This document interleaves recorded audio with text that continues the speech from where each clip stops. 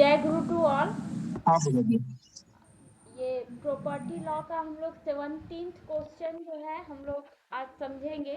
उसमें actionable claim क्या है और उसमें जब एक्शनेबल क्लेम का ट्रांसफ़र किया जाता है तो ट्रांसफेरी का क्या क्या लाइबिलिटीज़ होता है ना। इस इन चीज़ों को देखेंगे। तो फर्स्ट हम लोग इंट्रोडक्शन देख लेते हैं। ये एक्शनेबल क्लेम जो है एक ऐसा क्लेम है जो कि एक ऐसा ग्राउंड है क्लेम करने का जिससे कि हम लॉ के अंदर कुछ एक्शन ला सकते हैं, मतलब कि हम लोग वाद ला सकते हैं, है ना। उस क्लेम ऐसा एक क्लेम है जिसके अंतर्गत हमारा जो भी पैसा बनता है उस पैसे को रिकवर करने के लिए हम लॉ के अंतर्गत एक्शन कर सकते हैं। एक्शन कर सकते हैं मतलब सूट ला सकते हैं, वाद ला सकते हैं, है ना। तो एक्शनेबल क्लेम जो है एक इस प्रॉपर्टी का स्पेसीज है ना। स्पेसीज होता है ना, हम लोग बायोलॉजी में पढ़े थे, है ना। तो ये प्रॉपर्टी के जैसा ही है एक्शनेबल क्लेम, जो कि मतलब ये इनटेंजिबल प्रॉपर्टी में आएगा। जिस चूंकि प्रॉपर्टी के जैसा ही है तो इसको क्या है, इसका एक ऑनरशिप भी होल्ड हो सकता है। कोई पर्सन जो है एक्शनेबल क्लेम का मालिक भी हो सकता है, ऑनरशिप का राइट भी उस पर हो सकता है। और चूंकि जब ऑनरशिप का राइट रहेगा तो वो उसको ट्रांसफर भी कर सकता है ना। और ये जो एक्शनेबल क्लेम है इसको इंग्लिश लॉ में चूज इन एक्शन के नाम से जाना जाता है, ठीक है। अब एक्शनेबल क्लेम टीपी एक्ट में सेक्शन 3 में डिफाइंड है। तो एक्शनेबल क्लेम को किस ढंग से डिफाइन किया गया है, तो ये एक ऐसा क्लेम है जो कि अदर देन ये एक क्या है, एक कर्ज है। कर्ज कैसा है, तो अदर देन कर्ज सिक्योर्ड बाय, मतलब अगर कोई मॉर्गेज है तो मॉर्गेज में क्या होता है, इमूवेबल प्रॉपर्टी का मॉर्गेज। जैसे कि क्या होता है कि हम कोई कर्ज लेते हैं तो बदले में मान लीजिए कि हमने अपने इमूवेबल प्रॉपर्टी को मॉर्गेज रखा उसमें, तो अदर देन है कर्ज, ये ऐसा कर्ज नहीं है ना। ये जो एक्शनेबल क्लेम है वो एक ऐसा कर्ज नहीं है जो हम लोग इमूवेबल प्रॉपर्टी का बंधक रख कर करके हम लोग कुछ कर्जा उठाते हैं, या फिर जो है जो मूवेबल प्रॉपर्टी है उसकी या तो गिरवी रखे हैं या फिर हाइपोथिकेशन। हाइपोथिकेशन क्या हो गया कि जो है वो हम लोग नहीं कोई भी मूवेबल गाड़ी वगैरह खरीदते हैं तो ईएमआई पे रहता है, और जब हम पूरा पे कर लेते हैं तब जो है उस गाड़ी के हम लोग पूर्ण मालिक बनते हैं, उस टाइप में। तो इस टाइप की चीजें नहीं है। हाँ, एक्शनेबल क्लेम एक ऐसा कर्ज है जो इस टाइप की चीजें नहीं है, मतलब जो अनसेक्योर्ड क्लेम है। मतलब मैंने तुम्हें जो है पैसा दिया, तुम नहीं दे रहे हो तो हम एक्शनेबल क्लेम कर सकते हैं। तुम्हारे घर में मैंने काम किया, तुम पैसे मुझे नहीं दे रहे हो, तो हम जो है काम जो है एक्शनेबल क्लेम हम कोर्ट में जा सकते हैं। फिर इसके अलावा क्या है कि to any beneficial interest in movable, है ना, कोई भी मूवेबल चीज है उसमें कोई बेनिफिशियल इंटरेस्ट है तो वो मूवेबल जो है ना इसमें बहुत जरूरी है। हाँ बोलो। दी यहाँ पे हाइपोथेकेशन का क्या बताए थे? वो जो आजकल नहीं हाइपोथेकेशन जैसे में कि गाड़ी वगैरह खरीदते हैं तो नहीं वो ईएमआई पे रहता है, तब तक सारे पेपर्स उसी के पास रहते हैं। अगर हम पेमेंट नहीं करते हैं तो गाड़ी उठा के ले जाता है ना। तो वो सिक्योर्ड कर्ज है ना, वो सिक्योर्ड है कि अगर हम पेमेंट तो जिस दिन नहीं किए वो गाड़ी उठा के ले जाएगा, है ना। तो इसमें क्या है, अनसिक्योर्ड कर्ज ही जो है एक्शनेबल क्लेम में आता है, और वो भी डिफिनिट सम होना चाहिए। जैसे कि टॉट में जो क्लेम में हमारा होता है वो अनलिक्विडेटेड होता है, इसीलिए जो है टॉट के अंतर्गत आने वाले जो क्लेम होते हैं वो हमारा एक्शनेबल क्लेम नहीं कहलाता है, क्योंकि वो अनलिक्विडेटेड है। और एक्शनेबल क्लेम जो है हमेशा ही फिक्स होता है। अब जैसे कि मैंने तुम्हारे यहाँ काम किया, तो मेरा तो काम करने से पहले तो हमारा फिक्स होगा ना कि हाँ इतने काम करेंगे, तो वो अमाउंट जो है वो फिक्स है, ठीक है।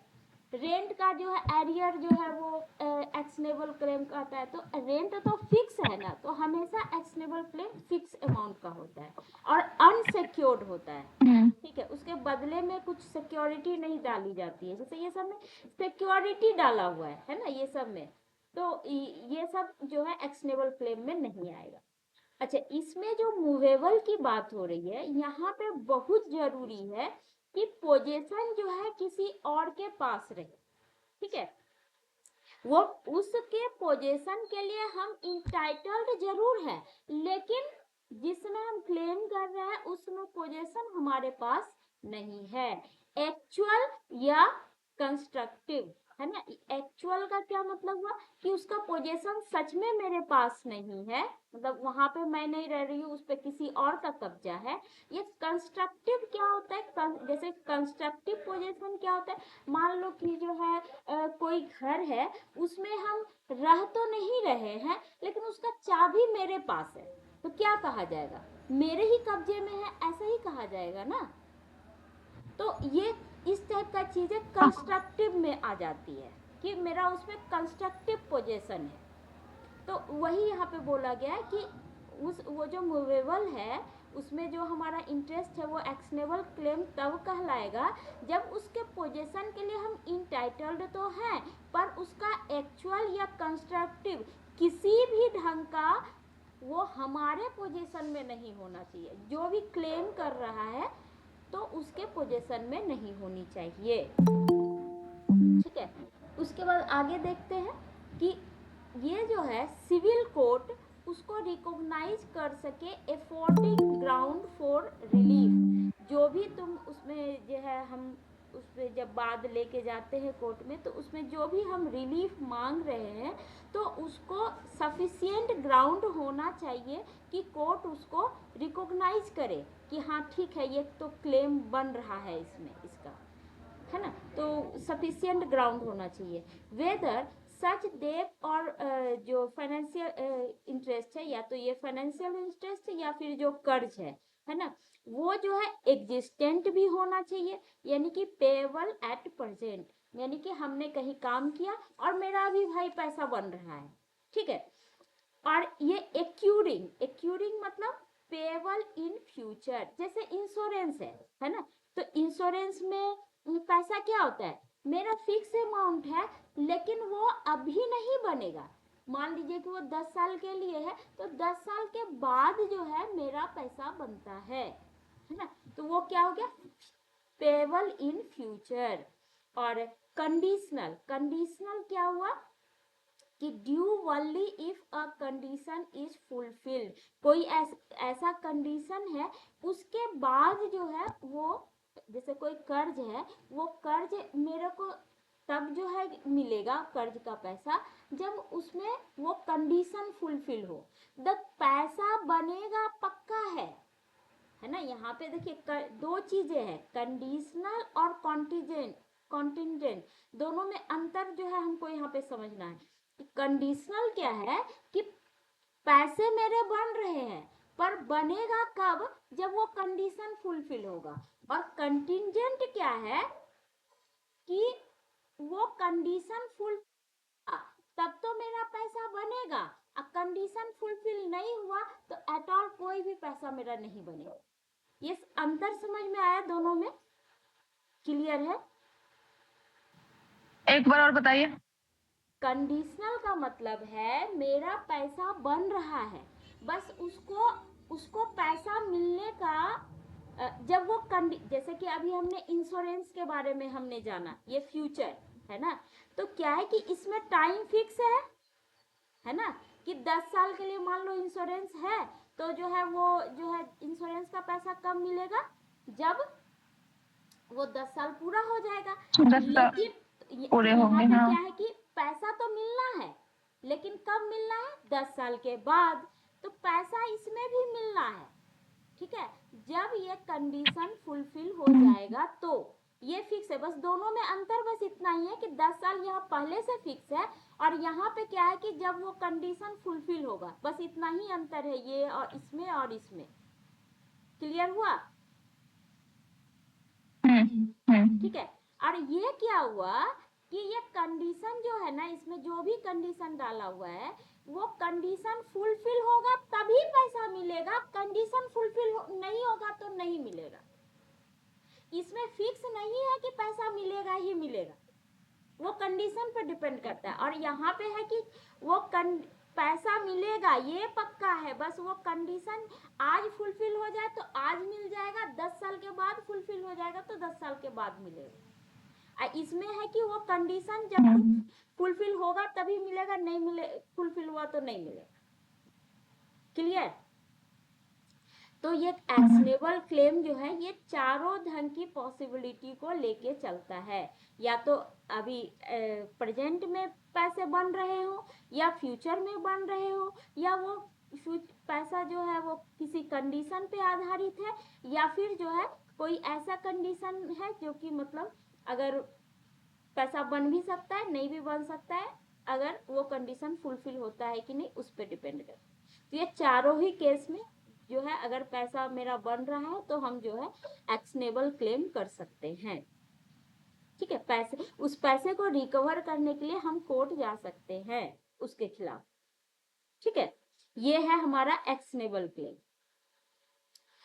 अब इसी को अदर वर्ड में जो है सिंपल में, जैसे कि ये इतना थोड़ा बड़ा हो गया, ये बेयर एक्ट का लैंग्वेज, ठीक है, उसी को छोटा में हम लोग ऐसे समझ सकते हैं कि एक्शनेबल क्लेम का मतलब होता है ऐसा क्लेम जिसको कि कोर्ट रिकॉग्नाइज करे। कैसे? एफोर्डिंग ग्राउंड, एक वो रिलीफ पाने के लिए, है ना, जो भी हम रिलीफ मांग रहे हैं, पैसे का जो भी रिकवरी हम लोग मांग रहे हैं, तो उसके लिए वो कोर्ट जो है उसको सफिशिएंट ग्राउंड माने, मतलब उस आधार पे कोर्ट जो है उसको एक्सेप्ट कर ले कि हाँ मेरा तो ग्राउंड बनता है।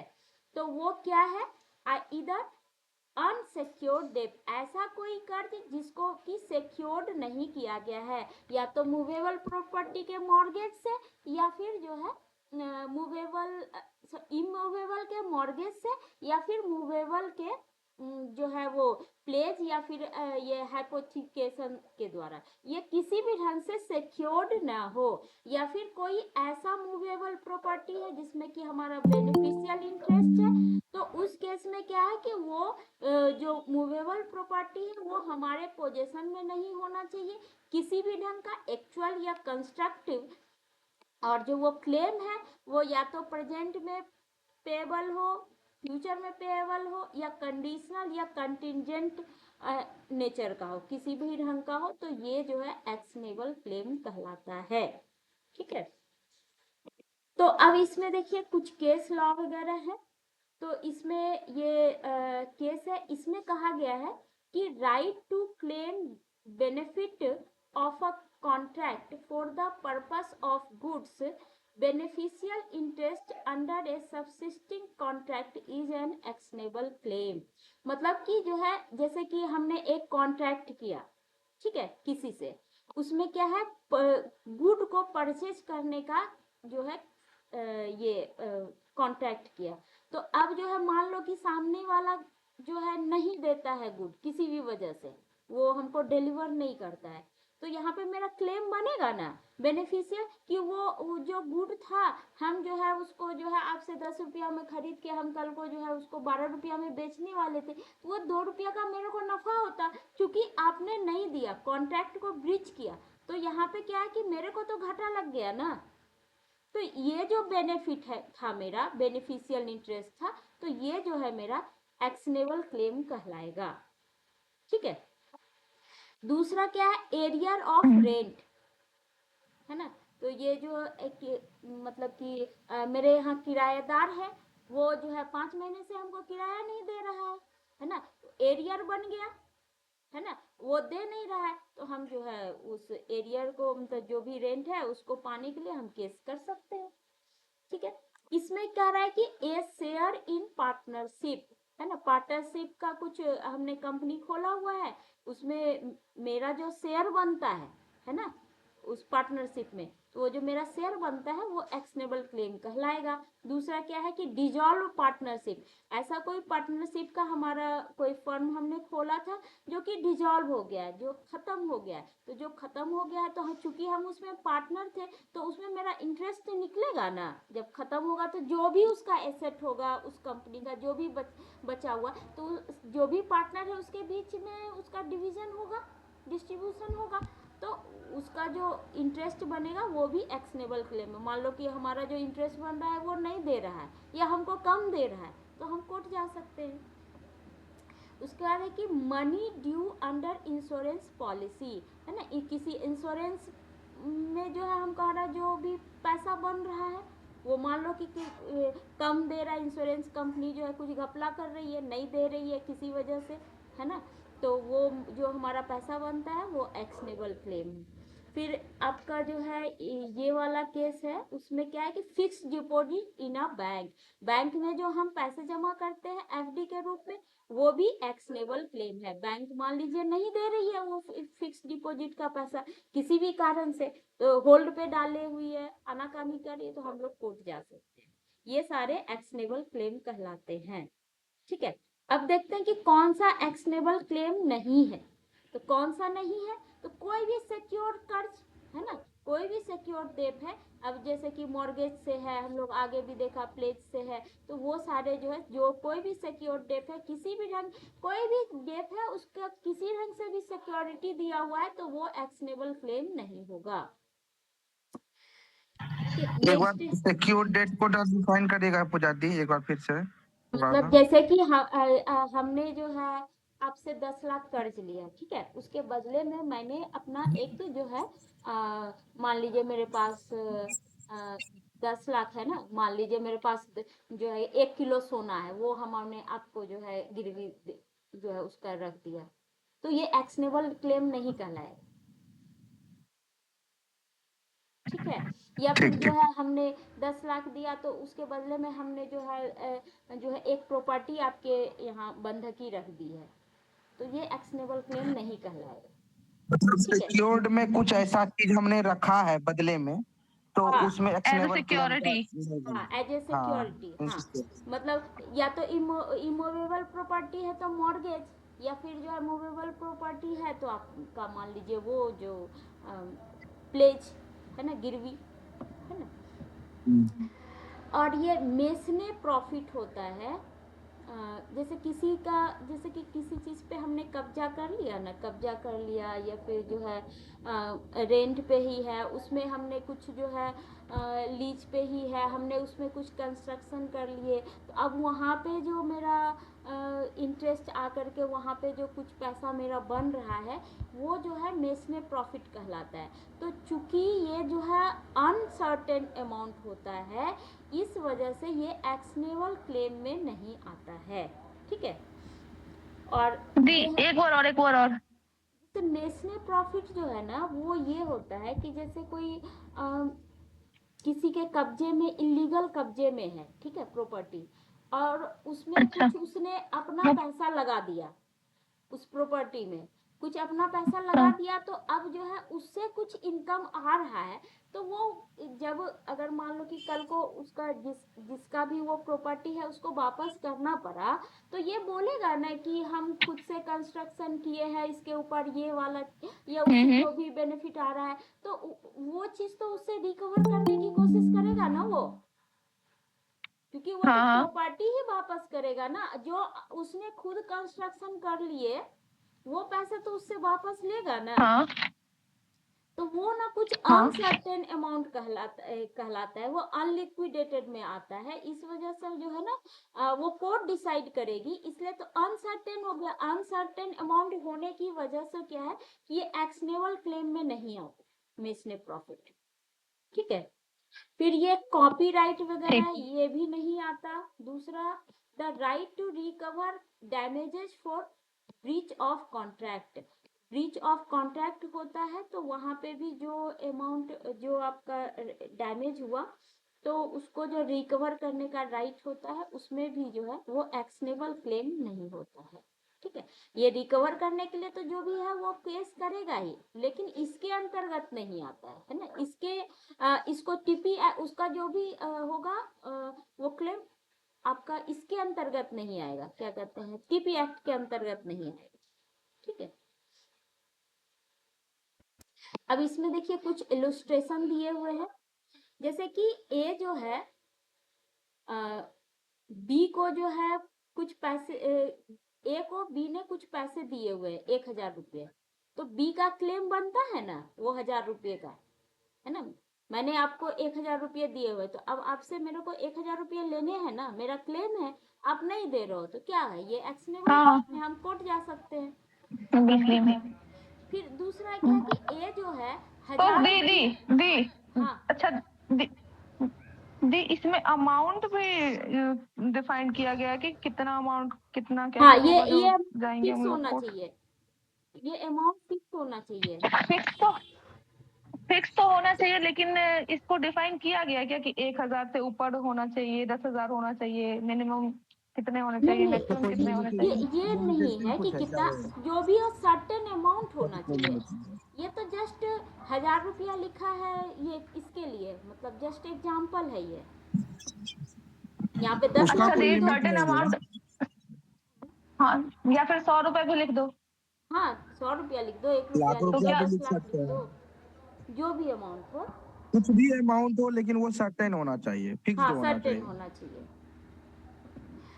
अच्छा, ठीक, दूसरा है बी ने जो है ए ने बी से जो है 1,000 रुपये कर्ज लिए और अपने प्रॉपर हाउस को जो है मॉर्गेज रखा उसके पास, तो ये क्या हो गया, ये एक्शनेबल क्लेम नहीं हुआ क्योंकि ये नहीं है। सिक्योर डेट हो गया, है ना।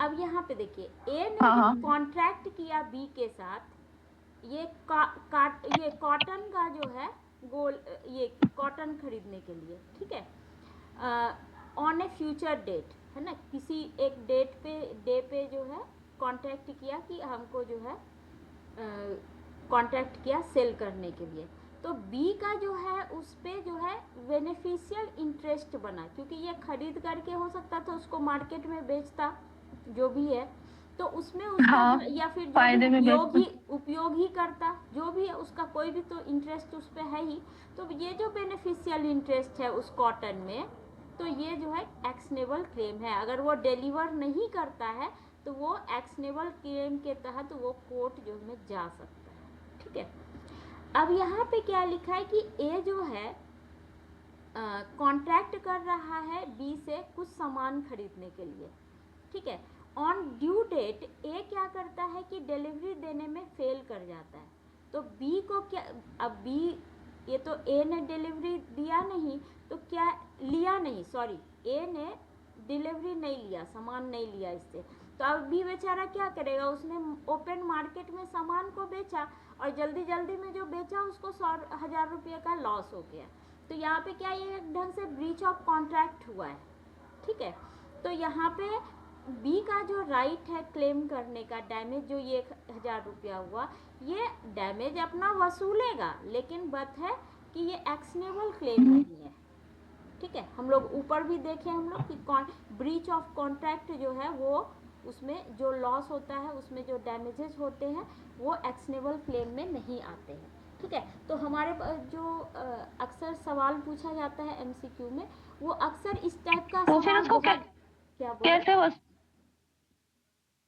क्या बोलो, तो फिर वसूलेगा कैसे, तो कैसे वसूलेगा फिर? अरे एक्स में ये कॉन्ट्रैक्ट एक्ट में होगा ना, उसका ब्रीच होने पे वो क्या क्या कर सकता है, वहां पे रेमेडी है हाँ ना हाँ, उसके पास, ये एक्शनेबल क्लेम नहीं है, अच्छा इसके कॉन्ट्रैक्ट, अंतर्गत नहीं जाएगा, अच्छा कॉन्ट्रैक्ट के थ्रू फिर डील होगा उसका। वहां पे तो है ही, होगा ही रेमेडी ना, कौन? कॉन्ट्रैक्ट का ब्रीच हुआ तो। ठीक है, अब ये है कि एक्शनेबल क्लेम को हम ट्रांसफर कैसे कैसे कर सकते हैं, है ना, तो ट्रांसफर करने के लिए ये हमारा जो टीपी एक्ट का जो है सेक्शन 130 जो है बताता है कि ये असाइनिंग या ये एलिनेटिंग ये क्या होता है कि मतलब ट्रांसफ़र करने को ही कहते हैं, ठीक है। तो ट्रांसफ़र जो है वो कंसिडरेशन के साथ भी हो सकता है और कंसिडरेशन के बिना भी हो सकता है। तो कंसिडरेशन के साथ होगा तो कैसे होगा, तो वो क्या हो जाएगा, सेल हो सकता है, मॉर्गेज हो सकता है, एक्सचेंज हो सकता है, ठीक है। और विदाउट कंसिडरेशन होगा तो क्या हो जाएगा, गिफ्ट हो जाएगा, ठीक है।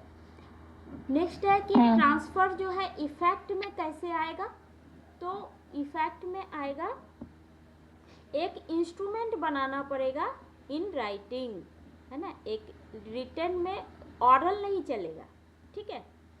रजिस्ट्रेशन मैंडेटरी नहीं है, सिर्फ जो है लिखा होना चाहिए, और या तो उसमें खुद वो साइन करेगा, ट्रांसफेरर करेगा, या फिर उसका जो भी अथोराइज एजेंट होगा उस, मतलब वो जो है लिख दिया, हाँ, रिटन में इंस्ट्रूमेंट एक बना लिया और जो है ट्रांसफेरर जो है या एजेंट जो है साइन कर दिया, बस इतना से काम चलेगा। रजिस्ट्रेशन की ज़रूरत इसमें नहीं है, करा लिया तो कोई बात नहीं है, लेकिन ज़रूरी नहीं है।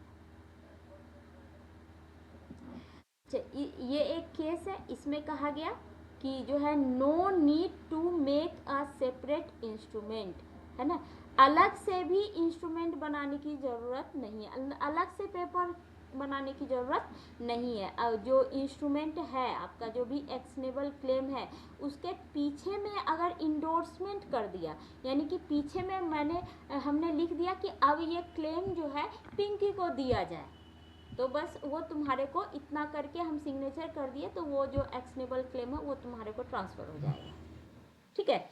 इतना इनफ है, ठीक है। अलग से एक पेपर में सब कुछ लिख कर करके और फिर जो है ट्रांसफरर साइन करेगा, उसकी ज़रूरत नहीं है। कोई करता है तो कोई बात नहीं, लेकिन उसकी ज़रूरत नहीं है।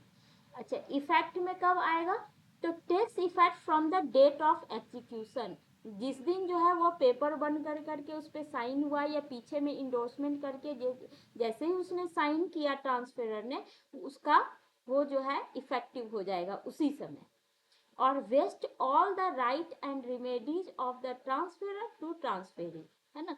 तो जैसे ही डेट ऑफ द एग्जीक्यूशन से वो उसके जितने भी ट्रांसफेरर के जो भी राइट और रेमेडीज होंगे, है ना, वो सारे जो है किसके हो जाएंगे, ट्रांसफेरी के हो जाएंगे, है ना। तो राइट टू सू, है ना, ये सेक्शन आपका 130 के 2 में है कि transferee can sue for actionable claim, है ना। पहले ट्रांसफेरर कर सकता था, अब जब वो उसने ट्रांसफर कर दिया तो अब ट्रांसफेर ही कर सकता है। उसके लिए उसको जो है ट्रांसफेरर के कंसेंट की जरूरत नहीं है, एक बार ट्रांसफर हो गया तो उसके कंसेंट की जरूरत नहीं है, और ना ही वो जब केस करेगा तो उसको पार्टी बनाने की जरूरत है। अब ट्रांसफेरर से मतलब कि कोई मतलब ही नहीं रहा, ये खुद अपने नाम पे केस करेगा, ना ही उसको उसके कंसेंट की जरूरत है और ना ही उसको पार्टी बनाने की जरूरत है, ऐसे। अब जो है जब ट्रांसफर हो गया तो उसका लायबिलिटी क्या क्या बन रहा है वो हम लोग जो है सेक्शन 132 में देखेंगे।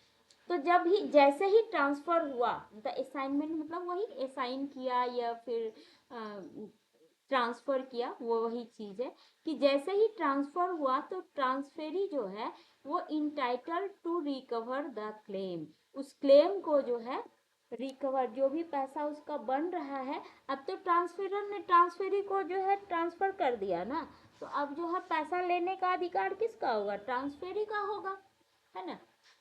तो ट्रांसफर हैज, ये थोड़ा सा ग्रामेटिकल मिस्टेक हो गया, चलो ठीक है। Transfer is subject to transferee to all the liabilities and equities to which the transferor was subject in thereof at the date of transfer, मतलब कि ट्रांसफेरर के पास जो भी लायबिलिटीज या इक्विटीज जो भी था, कब, at the date of transfer, उस डेट पे उसका जो भी लायबिलिटीज था वो किसको हो जाएगा, ट्रांसफेरी के पास ट्रांसफर हो जाएगा। अब वो लायबिलिटीज पहले किसका था, ट्रांसफेरर का था, अब ट्रांसफर के बाद किसका हो जाएगा, ट्रांसफेरी का हो जाएगा। अब उसके बाद इस डेट ऑफ ट्रांसफर, ये इंपॉर्टेंट है, अगर डेट ऑफ ट्रांसफर के बाद अगर कुछ लायबिलिटीज ट्रांसफेरर का जो है क्रिएट होता है तो उससे ट्रांसफेरी को कोई मतलब नहीं है ना। आगे हम इलुस्ट्रेशन में ये चीज क्लियर होगा, ठीक है। देखते हैं, इसमें जनरल रूल यही है कि आपका ये वाला जो ये मैक्सिम है, इसका मैक्सिम का मतलब होता है कि no one can transfer to another a greater right than he himself has. हम लोग कल और परसों ये इंस्ट्रूमेंट जो हम लोग पढ़ रहे थे, नेगोशिएबल इंस्ट्रूमेंट, वो इसका उसमें भी हम लोग ये चीज पढ़े थे कि जिसके पास जो टाइटल होता है अगर वो ट्रांसफर कर रहा है तो जो भी उसके पास राइट है, जितना भी उसके पास टाइटल, उससे ज़्यादा नहीं दे सकता। मतलब मेरे पास अगर हम ट्रांसफ़र कर रहे हैं तो उस प्रॉपर्टी में मेरा जो राइट बनेगा उससे ज़्यादा मैं किसी को ट्रांसफ़र नहीं कर सकती। मैं रेंटर हूँ, मेरे पास जो है इंजॉयमेंट का राइट है, तो अब ऑनरशिप का राइट है नहीं, सिर्फ इंजॉयमेंट का राइट है, तो क्या हम उस प्रॉपर्टी पे का जो है ऑनरशिप को ट्रांसफ़र कर सकते हैं क्या? अरे मेरे पास ही नहीं है ऑनरशिप का राइट, तो हम कैसे ट्रांसफ़र कर देंगे? तो जो चीज़ है मेरे पास वही दूसरे को ट्रांसफ़र कर पाएंगे। तो वैसे वही यहाँ पे कहा गया है कि ट्रांसफेरर के पास जो राइट है वही राइट तो ट्रांसफेरी के पास जाएगा। उस ट्रांसफेरर से के पास जितना राइट है उससे अधिक का राइट ट्रांसफेरी के पास नहीं जा सकता। तो यही लिखा है कि अगर जो है एसाइनर मतलब कि जो ट्रांसफेरर है उसके पास ही कोई ड्यू नहीं बन रहा है, कोई पैसा उसका नहीं बन रहा है, या फिर उसका कोई भी राइट नहीं बन रहा है क्लेम करने का, तो एसाइनी मतलब कि ट्रांसफेरी के पास भी तो कोई राइट नहीं बनेगा ना, उसको भी तो कुछ नहीं मिलेगा ना, है ना। दूसरा है कि अगर वो जो कर्ज है उस कर्ज का एक ही पोर्शन जो है वो ड्यू हो रहा है तो ट्रांसफेरी को जो है उससे ज्यादा नहीं मिलेगा। जितना सा पोर्शन ड्यू बन रहा है उतना ही पैसा जो है एसाइनी को मिल सकता है, मतलब ट्रांसफेरी को मिल सकता है, उससे अधिक उसको नहीं मिल सकता। ये वही कहा। तो इसमें जो है केस लॉ वगैरह है कई सारे, तो वो देख लेते हैं। इसमें क्या बोल रहा है कि डेप्टर जो कर्जदार है वो retains right of set off और counter claim against the transferee just as they had against the transferor. इसका ना हम लोग पहले इलुस्ट्रेशन देख लेते हैं, तब ये सब हम लोग को ज्यादा अच्छे से समझ में आएगा। इसका इलुस्ट्रेशन जो है ये 132 का जो है ना, ये सेक्शन मतलब ये बेयर एक्ट का ही इलुस्ट्रेशन है, 2 इलुस्ट्रेशन है, उसको हम लोग देख लेते हैं। इसमें क्या है कि बी को एक जो बी ने एक कर्जा लिया ए से, ठीक है, और ए के पास भी कुछ कर्ज बन रहा है बी का, तो ए इसको ना ड्राइंग से करते हैं। ए ने बी को मान लीजिए 1000 रुपया दिया, ठीक है, तो ए का 1000 रुपया बनता है, फिर वापस क्लेम बनता है ना। तो इस एक्शनेबल क्लेम को इसने सी को ट्रांसफर कर दिया, मान लीजिए, है ना, ये क्या है, ट्रांसफर कर दिया है। तो अब पैसे कौन लेगा? सी लेगा। किससे लेगा? बी से लेगा। क्लियर है? हाँ ये हम लोग कल ही देखे थे ना हम लोग। हाँ, तो ए ने बी को एक बार और 1000 बताइएगा। ए ने बी को 1000 रुपये का कर्ज दिया, तो ए को बी से 1000 रुपये वापस लेने का अधिकार है ना, एक्शनेबल क्लेम हो गया ये। तो एक्शनेबल क्लेम को ए ने सी को ट्रांसफर कर दिया, तो अब पैसे कौन लेगा? ए की जगह सी लेगा पैसा। किससे लेगा? तो बी से लेगा। बी जो है सी को 1000 रुपये देगा। तो ये जब सी कोर्ट गया, ये पैसे नहीं दे रहा था बी, तो सी जो है कोर्ट गया तो वहां पे बी बोलता है कि 1000 रुपये तो ठीक है इसको देना है, लेकिन पता है 200 रुपये तो वो मेरे से ले लिया था। फिर से किसी टाइम पे बी ने क्या कहते ए जो है मेरे से 200 रुपये ले लिया था, लेकिन ये चीज देखना होगा कि ये 200 रुपये कब लिया था, ये जो ट्रांसफर किया ना उससे पहले ही लिया था। तो अब जो है बी का अधिकार बनेगा कि उसको सेट ऑफ कर सके या काउंटर क्लेम कर सके, है ना। ए बी बोलेगा कि मेरा भी पैसा बनता है, तो अब बी जो है सी को फिर क्या देगा, सेट ऑफ कर करके कितना पैसा बनेगा, अब कितने पैसे देगा, 800 रुपये ही देगा। 800। हाँ, बी जो है सी को 800 रुपये ही देगा। लेकिन अगर ये 200 रुपया ए जो है सी को जब ट्रांसफर किया उसके बाद जो है बी से जो है ए 200 रुपया ले लिया, तब फिर सी को कोई मतलब नहीं है भाई। सी को जो है सी बोलेगा कि आपने ट्रांसफर करने के मेरे को जब ट्रांसफर हुआ है उसके बाद आपने दिया है ए को, तो उससे मतलब नहीं है। हमको जो है मेरा 1000 रुपया बनता है, 1000 रुपये आप दे दो, ठीक है। फिर उस केस में सी को 1000 रुपये लेने का राइट बनेगा, है ना। बी का राइट नहीं बनेगा उसको सेट ऑफ करने का या फिर काउंटर क्लेम करने का, ठीक है। तो ये सेट ऑफ और काउंटर क्लेम क्या होता है, जब जो है सी जो है केस करेगा तो बी बोलेगा कि देखिए 1000 रुपया तो चलिए आपका बनता है, लेकिन चूंकि मेरा 200 रुपये ए पहले ही मेरे से ले चुका है, ये देखिए प्रूफ जो भी है वो एविडेंस तो देगा ही ना, तो चलिए हम लोग मिल बैठ करके जो है आपस में सेटलमेंट कर लेते हैं। तो ये दोनों सेटलमेंट कर करके जो है वो दोनों राजी हो गया, है ना। बी जो है ना वो जो रिटर्न स्टेटमेंट हम रिटर्न स्टेटमेंट बताए थे, कुछ ध्यान में है, जब हम सिविल केस करते हैं ना तो सामने वाले को जो डिफेंडेंट होता है उसको नोटिस जाता है, तो फिर वो आकर के जो प्लेंट के अगेंस्ट में वो अपना जवाब दाखिल करता है, उसको WS कहते हैं, रिटर्न स्टेटमेंट बोलते हैं, ठीक है।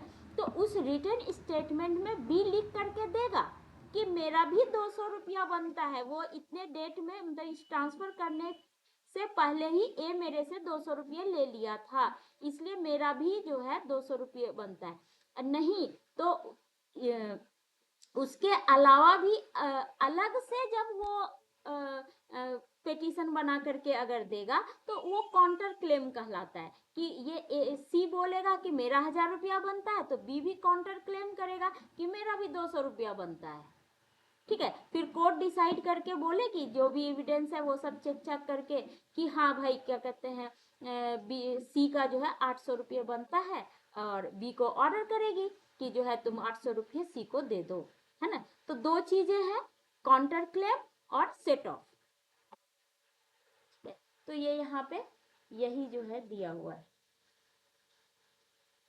हम लोग यहाँ पढ़ रहे थे ना, चलो यहाँ पे, हाँ इस केस में कि जो कर्जदार है उसको जो है क्या है राइट, क्या कौन सा राइट बन रहा है, सेट ऑफ करने का और या फिर काउंटर क्लेम करने का, किसके अगेंस्ट में, ट्रांसफेरी के अगेंस्ट में।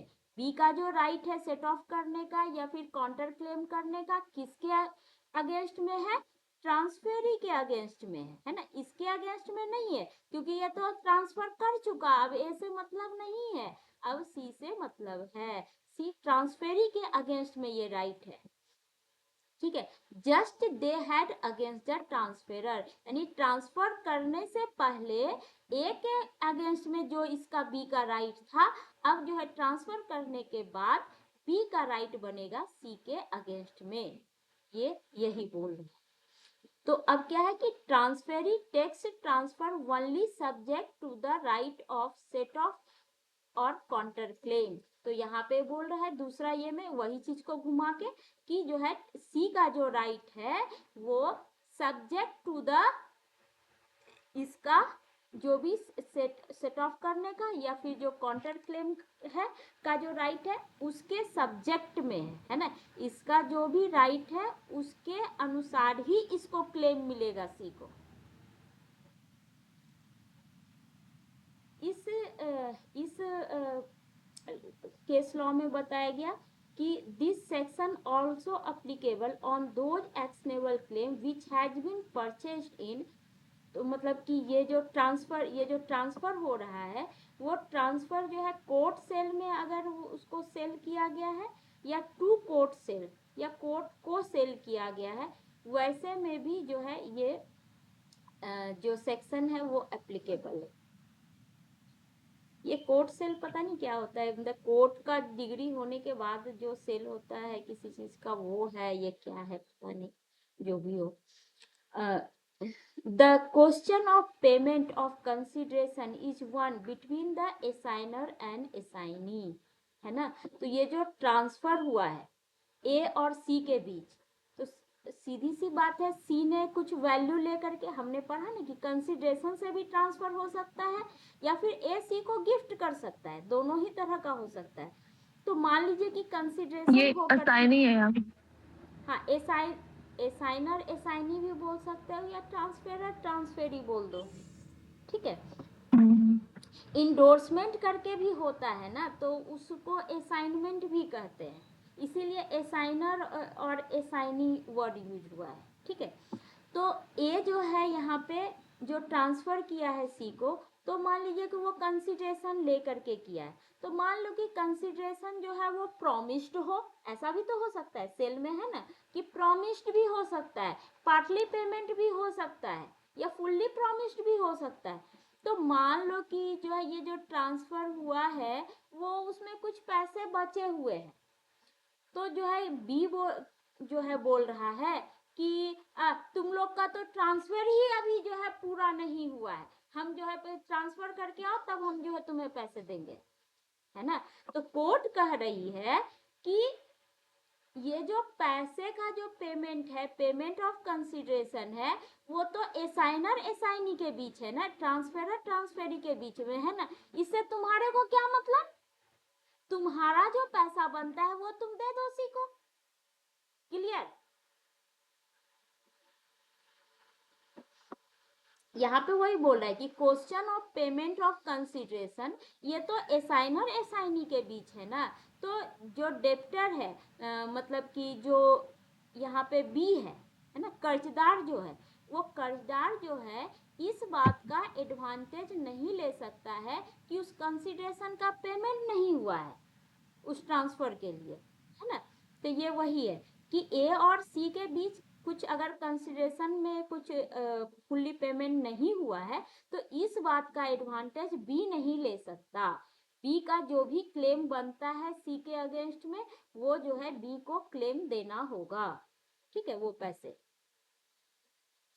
अब ये वाला तो हमने इलुस्ट्रेशन ऑलरेडी देख रखा है ना, ये जो हमने यहाँ पे ये देखा वो यही इलुस्ट्रेशन दिया हुआ है, ठीक है। और दूसरा इलुस्ट्रेशन है कि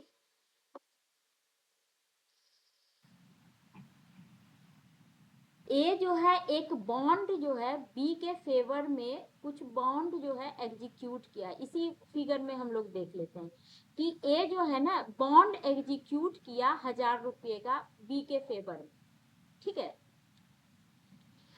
तो इसमें ए के पास जो है उसने उसको कैंसिल करने का राइट उसमें रहता है ना, बॉन्ड जो बनाया गया है उसमें कुछ कंडीशन दिया गया है कि ए जो है उस राइट को जो है कैंसिल कर सकता है। तो अब जो है वो जो बी है इसमें थोड़ा सा ना ए बी सी का जो है थोड़ा चेंज आ गया है, इसको दूसरा बना देते हैं।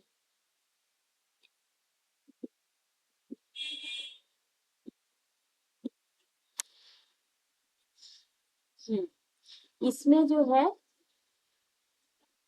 ए जो है आपका वो एक बॉन्ड बनाता है कुछ रुपये का, ठीक है, 1000 रुपये का ये जो भी है, बी के साथ एक बॉन्ड बनाता है जिसमें कि जो है कुछ कंडीशन ऐसा डालता है जिसकी वजह से जो है ए जो है उस बॉन्ड को कैंसिल कर सकता है, कुछ गड़बड़ हुआ तो, ठीक है,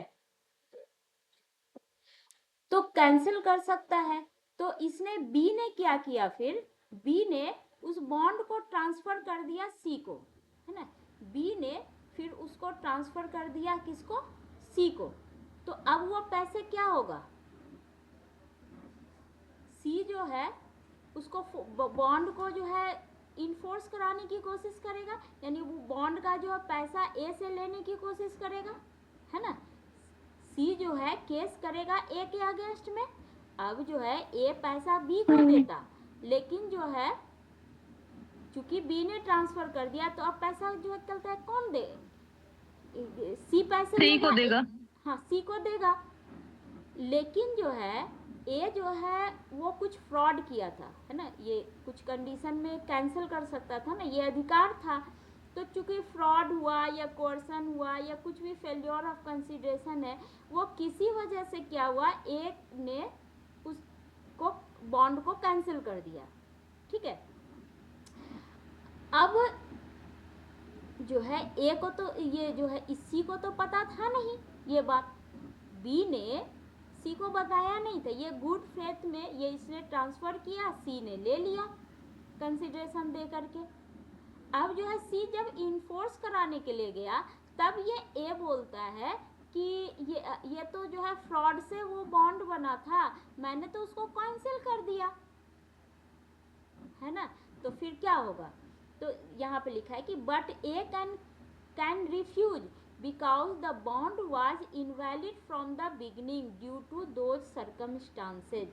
यहाँ पे जो भी circumstances हैं उसकी वजह से तो A ऑलरेडी कैंसिल कर चुका था, उसके पास राइट था कैंसिल करने का उस बॉन्ड को, और चूंकि C ने जो है B ने ट्रांसफर कर दिया बिना उसको बताए, है ना, यहाँ पे देखिए बॉन्ड को जो है फॉर द मनी, है ना, कंसिडरेशन लेकर के जो है वो ट्रांसफर किया विदाउट नोइंग द डिफेक्ट, है ना, ये बताया ही नहीं, बी ने सी को बताया ही नहीं कि ए ऑलरेडी कैंसिल कर चुका है फ्रॉड की वजह से, कोर्सन की वजह से, जिस भी वजह से वो बिना बताए ट्रांसफर कर दिया। तब सी इन्फोर्स करना चाहेगा तो ये ए क्यों देगा उसको पैसे, क्योंकि ए तो ऑलरेडी उसके पास राइट था, वो रिफ्यूज करेगा उसको पैसे, सी का क्लेम जो है यहाँ पे सस्टेन नहीं करेगा। अब ये बात है कि सी जो है फ्रॉड का, कोर्सन का जो भी है वो बी पे केस करेगा कि तुम जो है कैंसिल कर दिया था, तुम फिर भी मेरे से पैसा लेके तुमने जो एक्शनेबल क्लेम हमको ट्रांसफर कर दिए। तो जो भी है फ्रॉडिंग का जो भी अलग से केस बनेगा वो अलग बात है, लेकिन यहाँ पे सी को पैसे नहीं मिलेंगे, ये इलस्ट्रेशन यही बोल रहा है, ठीक है। और इस ढंग से ये एक्शनेबल क्लेम जो है खत्म हुआ। Thank you to all. Okay, ये देखिए एक्शनेबल क्लेम नहीं है, मेसने प्रॉफिट डी क्या, बी डी हाँ डी ये तो हम लोग अभी देखे थे ना, एक्शनेबल क्लेम कौन सा है और कौन सा नहीं है ना, ये देखिए बाकी के तीन तो लगता है देखो मेसने प्रॉफिट के राइट लिए टू क्या क्लेम लिखा था, इन, देखो मेसने प्रॉफिट जो है वो एक्शनेबल क्लेम नहीं है। दूसरा क्या है, right to claim insured amount from LIC, LIC से जो है हाँ मैंने प्रॉफिट ही होगा। इंश्योरेंस का पैसा जो है वो एक्शनेबल क्लेम में आता है। उसके बाद क्या है, एरियर पेएबल इन फ्यूचर, ये भी जो है आपका एक्शनेबल क्लेम है। और डिजॉल्व फॉर्म मैंने प्रॉफिट में यही बताया था ना, जिसके पास पोजीशन होता है वो अपोजिशन में उसने कुछ कंस्ट्रक्शन किया, उसका कुछ उसमें इंटरेस्ट बनता है, उसका जो भी इनकम वगैरह आया तो उसका जो हाँ, पैसा तो वो बनता फिर ओनर से लेगा ना, उसके लिए कोर्ट जाएगा। हाँ, तो वही जो है क्या कहते हैं, ये अनसर्टेन होता है, इस वजह से ये देखो एक्शनेबल क्लेम आर कौन कौन सा क्लेम है, share, copyright, mortgage debt, none of this,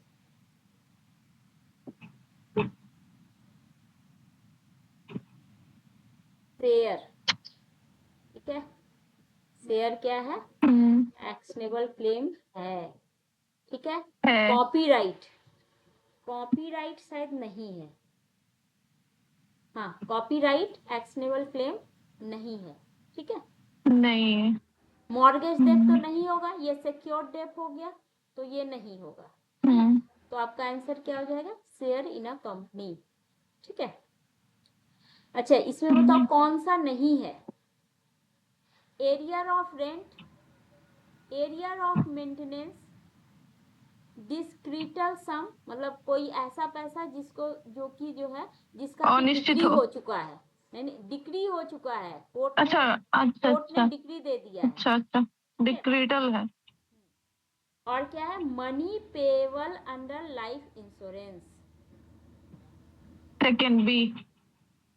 B, नहीं एरियर रेंट का हो या मेंटेनेंस का हो, ये तुम्हारा एक्शनेबल क्लेम है, ये नहीं है, ये कोर्ट वो ने जो डिक्री, कोर्ट ने डिक्री दे दिया है ना, तो फिर तो उसको एग्जीक्यूट, कोर्ट का ऑर्डर के अनुसार उसको एग्जीक्यूट भी होगा, है ना, उसके लिए फिर से कोर्ट क्यों जाना है, कोर्ट ने तो डिक्री दे ही दिया पैसा का, फिर कोर्ट में क्या करोगी जाके, अगर फिर उसका होगा भी तो एग्जीक्यूशन का जो है, मतलब कि वो नहीं दे रहा है, एग्जीक्यूशन का जो है ये होगा, कोर्ट का ऑर्डर हो चुका है ना उस पर। Which of the following statement is correct, okay, transfer जो है वो नॉट परमिसिबल है, दूसरा है कि ऑरली कर सकते हैं, तीसरा है कि बिना Without कंसीडरेशन consideration। के नहीं कर सकते, फिर है ये कि साथ और बिना साथ के दोनों ही तरह से कर सकते हैं। सी होगा, आपको याद है क्या?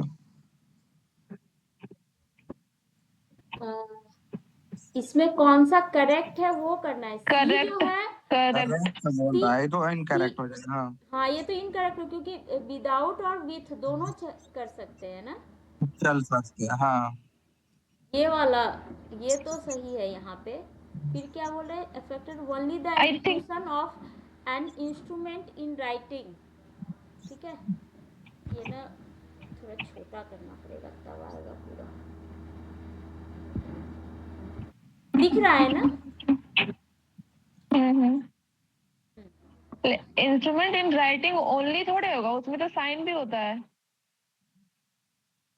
हाँ साइन भी होता है, कहने का मतलब डिलीवरी से नहीं हो सकता, ऑरली नहीं हो सकता, कहने का मतलब इसका है हाँ इंस्ट्रूमेंट बना करके ही होगा राइटिंग में, ठीक है, क्योंकि ये देखो ये नॉट परमिसिबल, ये तो गलत है, ट्रांसफर तो होता ही है, ऑरली ये भी गलत है, बिना कंसीडरेशन के नहीं कर सकते ये भी गलत है, नहीं तो कर सही सकते चीज हैं। वही है ना कि इंस्ट्रूमेंट बनाना पड़ेगा इन राइटिंग, और दूसरा विथ और विदाउट दोनों होगा, ठीक है।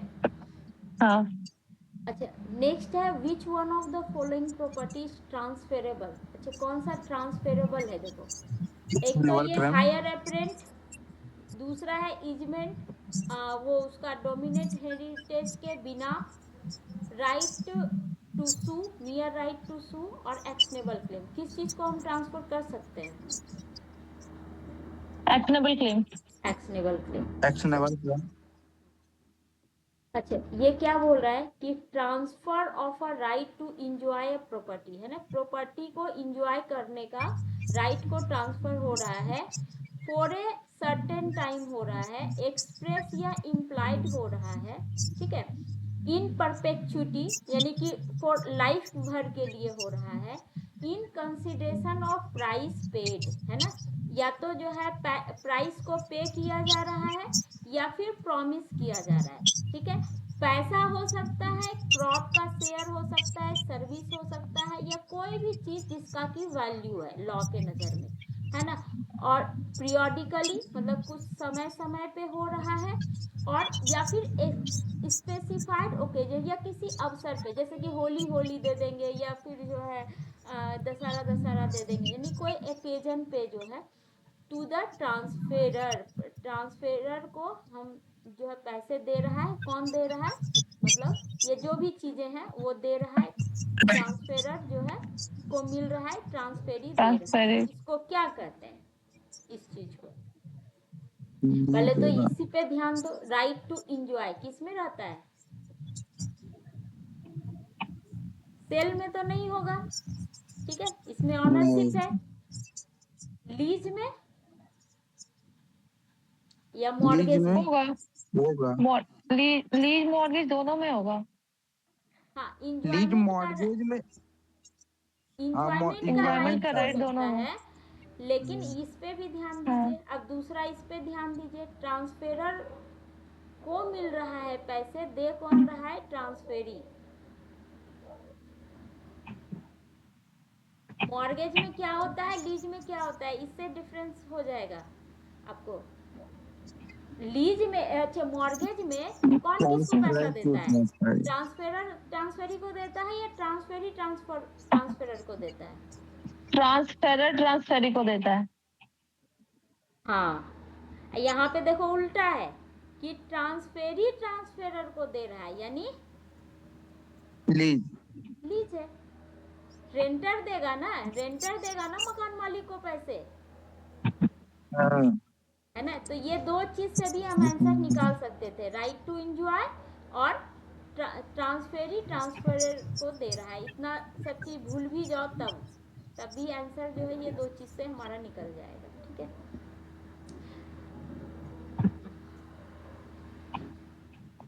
दूसरा है आपका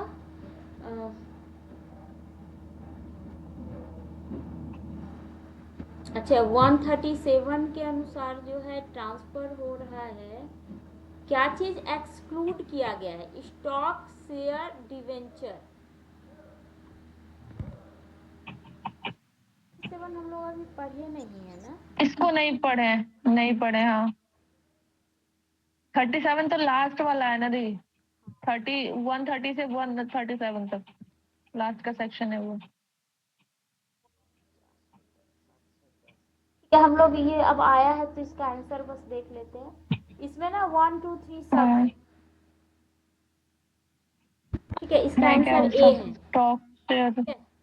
तो ये फॉलोइंग इंस्ट्रूमेंट, अच्छा देखो, ये हम लोग कल नेगोशिएबल इंस्ट्रूमेंट पढ़े थे ना, उसमें जो है ये 137 आया था कि 137 कुछ चीज़ों को जो है वो बोल रहा है कि वो जो तीन हमारे पास जो एनआई एक्ट जो बता रहा है, उस तीन को actionable claim, sorry, negotiable instrument, मतलब आपका था ना बीओई, चेक एंड प्रोमिसरी हाँ, नोट।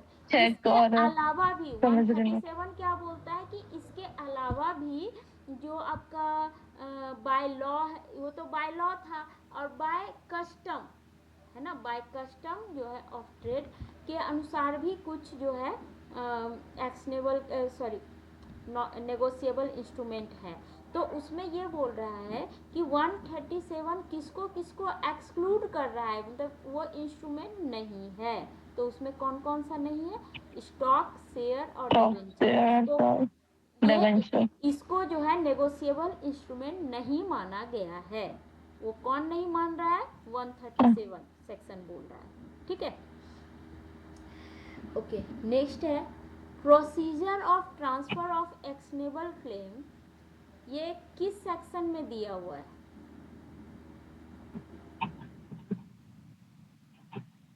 क्या है क्वेश्चन? अरे एक्शनेबल क्लेम का ट्रांसफर ये किस सेक्शन में दिया हुआ है?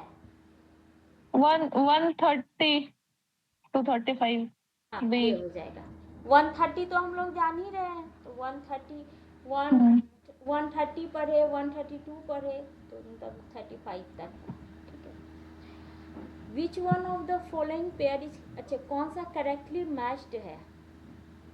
ए यूनिवर्सल दोनों सेक्शन 128 में एक है बार या 128 ए में है? आई थिंक 128 में था। हाँ, 128 ए में नहीं है, 128 ए है ही नहीं, पहली बात तो, ठीक है। अच्छा, मॉर्गेज डेट, ये 130 इसको नहीं mortgage पता debt- इसके बारे में। नहीं, ये अरे अभी तो हमने देखा कि 35 तक तो एक्शनेबल क्लेम है। हाँ, तो ये भी रॉन्ग है। Exchange of money, exchange of money gift के जो पहले है, आ रहा है। हाँ 120 ठीक है, ये 121 122 में में गिफ्ट डिफाइंड है। 121 में है ये। फिर तो क्या ही सही तो है। फिर करेक्ट तो कोई नहीं हुआ। तो फिर बी नंबर चेक कर लेते हैं एक मिनट। 134, अरे हाँ है जी, 134 में मॉर्गेज डेट ही है। ठीक है, तो यही आंसर बी है। सही। पता नहीं होगा कुछ, मतलब इसके अंतर्गत ही है, एक्शनेबल क्लेम के अंतर्गत ही है ये। ठीक है, अच्छा इसमें कुछ लिंक डला गया है। A direct transfer of property in favor of unborn person cannot be done. This sentence, ये क्या है, सही है गलत है? False, absolutely false. Direct transfer हम लोग नहीं कर सकते, गलत है। लेकिन कर सकते नहीं, हैं, पोजीशन। डायरेक्ट हाँ ट्रांसफर नहीं कर हाँ सकते, हाँ प्रायर इंटरेस्ट पे हाँ, करना होगा। पोजीशन। तो ये आपका एब्सोल्यूट ट्रू हो गया ना, नहीं हो गया? yes। अब जो है क्या है कि chapter 8 transfer of property act relating to of transfer of actionable claim is incorrect. अच्छा, कौन सा स्टेप Incorrect। गलत है? हाँ, this chapter applies to instrument which are for time being by law और कस्टम नेगोशिएबल। ठीक है ना, 137 में यही तो कह रहा है, बाय लॉ और बाय कस्टम, वो जो है negotiable. Custom. This chapter does not second apply भी टू सही है। Mercantile document of title of goods. इतना तुम लोग पढ़े नहीं है जी। ट्रांसफेरी ऑफ मर्केंटाइल डॉक्यूमेंट का जी, इसमें मर्केंटाइल डॉक्यूमेंट एक बार हमको लगता है कभी इसके ऊपर चर्चा हुई थी, लेकिन अभी याद नहीं आ रहा क्या था ये। अच्छा, ये तो हम लोग अभी पढ़े हैं 132 में, है ना। Take it subject to all liabilities and equities and transferor were subject to जो है at the date of transfer. ये 132 यही बता रहा है ना। Every notice of transfer of actionable claim shall be in writing. ये नोटिस की बात कर रहा है। हाँ हाँ, ये बोल रहा है कि हमेशा नोटिस जो है नोटिस लिखित में ही उसका होना चाहिए। रिटर्न में होना चाहिए। ये पता नहीं है, हम लोग असल पूरा पढ़े नहीं है ना एक्शनेबल क्लेम। उसका नोटिस जो है, अच्छा नॉट हाँ श्योर। लिखा है कि नोटिस जो है ना वो राइटिंग, ये 131 में है तुम्हारा, कि नोटिस जो है वो राइटिंग में होना चाहिए। लेकिन एवरी नोटिस लिखा है, सारे के सारे नोटिस। हाँ तो ये लिखा वही तो है, notice to be in writing, यानी कि सारे ही होने चाहिए ना, मस्ट ये है। ठीक है, तो फिर गलत ना यही वाला होना चाहिए। फिर 714 का ए।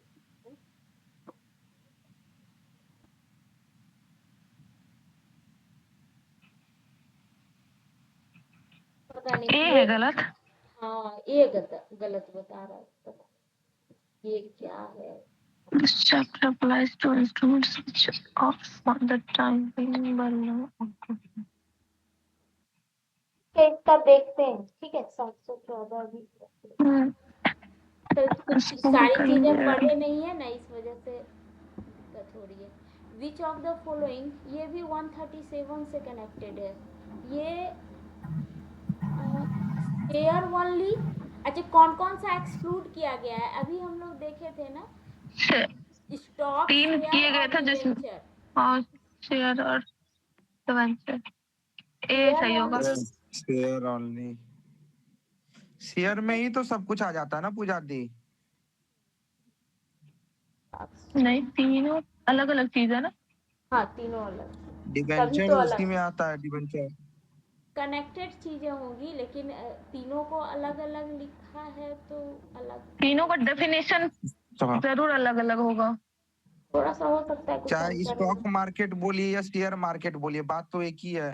एक स्टॉक मार्केट में वही चीज होता है, शेयर नहीं, मार्केट में वो नहीं हो सकता है, कुछ डिफरेंसेस हो, नहीं तो सिर्फ शेयर मार्केट या स्टॉक मार्केट क्यों बोला जाए, दोनों को अलग अलग क्यों बोला जाए, एक ही नाम से क्यों ना बुलाया जाए। देखो यहाँ पे डिवेंचर उसी में आता है, शेयर डिवेंचर। अच्छा इसमें ठीक है, आप डिविडेंड इसको एक मिलता बार है। सही से देख लीजिएगा, क्योंकि ये हमको नहीं लग रहा है ये। अच्छा, ये किस मोड से ट्रांसफर कर सकते हैं?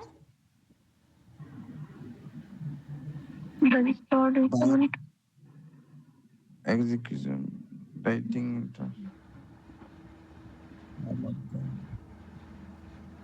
Bye all of them. ये रजिस्ट्रेशन कंपलसरी नहीं है, वो तो है, रजिस्ट्रेशन की हाँ वो जरूरत भी नहीं तो है। ठीक है। रजिस्टर्ड इंस्ट्रूमेंट भी तो होना चाहिए। यही है आपका वैसे ए और सी ना, किस ये तो है जी, इसमें पता है, लेकिन ए और सी किस में था? ए और सी किस में था मतलब? वो भी चीज उस दिन जो पढ़ा रहे थे पुजारी, तो ये भी उसमें पढ़ तो रखे हैं इसको भी। हाँ तो हाँ, ये टू विटनेस बाकी होना चीजें जो चाहिए। है, अब जैसे कि टीपी दान वाली प्रॉपर्टी है टीपी वो एक्ट के थ्रू। हाँ तो ये अभी तो हम लोग सब टीपी एक्ट का ही पढ़ रहे हैं ना। तो जैसे पूजा दान दी वगैरह है, सेल है, आपका सेल में क्या हो जाएगा, 100 रुपीज से एबव है ना, तो जो है ये रजिस्टर्ड इंस्ट्रूमेंट और पूजा दी, अटेस्टेड। आपका भी आवाज आ रहा है क्या हाँ आ चीज? रहा है, अजीब टाइप का। आवाज में कुछ गड़बड़ी है क्या? पूजा दी आपके तरफ से ही आ रहा है। आपके साइड से आ रहा है। नेट ऑन ऑफ करे क्या? उस दिन भी आप लोग बोल रहे थे ना। हाँ हाँ, आज कुछ ज्यादा ही हो रहा है जिगजैग टाइप का।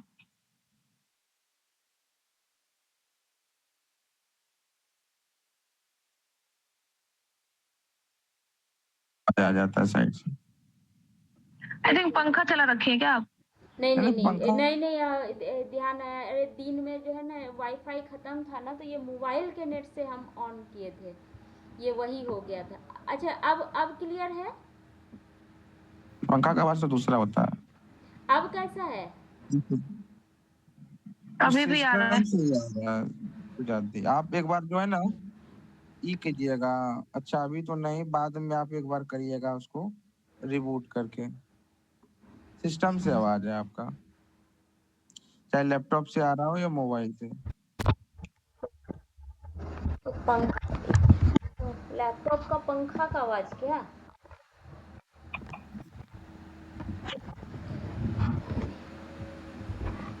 एक पंखा तो आवाज कर रहा है लैपटॉप का, वो पंखा नहीं आवाज करता है?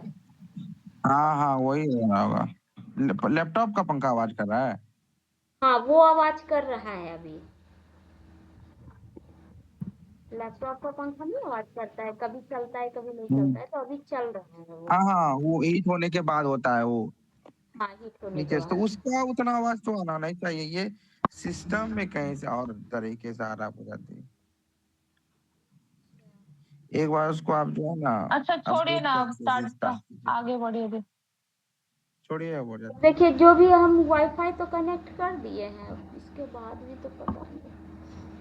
ठीक है, हो सकता है कभी कभी ऐसे हो। होगा इसका की लग रहा है हमको, लग क्या हाँ, कर रहा है इसका? कौन सा एक्शनेबल क्लेम है? सी हाँ, शॉर्ट के अंदर क्योंकि ए और डी तो नहीं है, ए और डी तो नहीं है। भी नहीं है, ठीक बोली। ये है। डॉट एक्शनेबल क्लेम टॉट तो और नहीं होगा ना, दूसरा भी नहीं, एक्शनेबल बी टॉट कॉपीराइट नहीं भी बी होगा। नहीं है, कॉपीराइट होगा ये उसके टॉट वाला उसको नहीं होगा, ये चीज देखो ना, शॉर्ट नहीं होगा। एक्शनेबल हाँ क्लेम हमेशा सर्टेन अमाउंट होता है और टॉट के अंदर ये तो है अभी तो वो बता रही थी ना अनसर्टेन पूजाती। होता है। तो ये सबसे हाँ। बड़ा डिफरेंस है। तो टॉट तो हो ही नहीं सकता, ये भी नहीं हो बी सकता, ये भी नहीं हो बी सकता, होगा। फिर यानी मैंने कि गॉड प्रॉफिट होगा।